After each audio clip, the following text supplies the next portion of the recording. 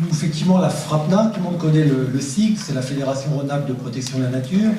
On ne connaît pas toujours ce que ça représente derrière, on nous connaît beaucoup pour du lobbying, on nous connaît des fois quand on passe sur des actions juridiques, mais on ne s'aperçoit pas toujours qu'une très grosse partie de notre travail, et surtout avec un pôle environnement, avec un pôle études, qui fait un très gros travail d'études, d'expertise, ainsi qu'un très gros pôle d'enseignement pour toutes les missions d'enseignement auprès des enfants, sensibilisation à l'environnement.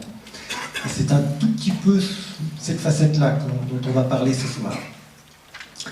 Alors, ce qui est quand même très intéressant, ce qu'on n'avait pas bien l'habitude de faire, c'est un petit peu cette convergence. On était un petit peu timide au début entre l'université, entre les fédérations de protection. C'était deux mondes où on était un petit peu, pas opposés, mais on ne vivait pas franchement ensemble. Et je trouve que petit à petit, les choses deviennent de plus en plus faciles.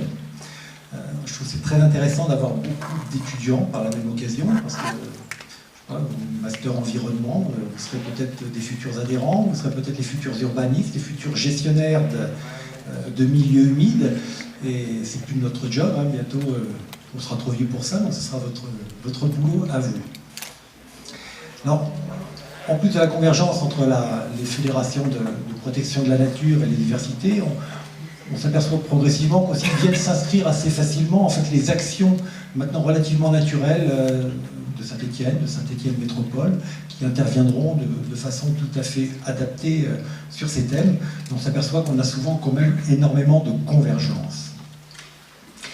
Alors, on va parler un petit peu, moi je vais juste introduire le sujet d'eau et biodiversité. C'est un vaste thème.